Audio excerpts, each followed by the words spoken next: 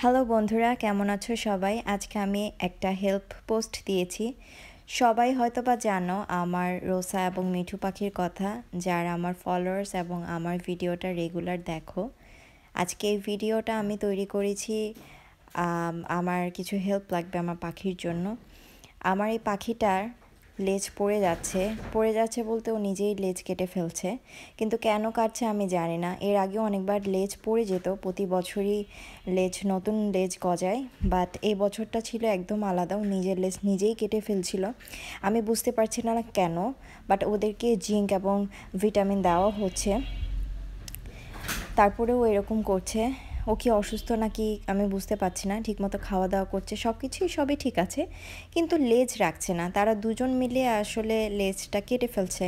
এটা কি কোনো অসুস্থ নাকি কোনো মানসিক প্রবলেম? কেউ যদি জেনে থাকেন তাহলে অবশ্যই আমাকে জানাবেন। ধন্যবাদ।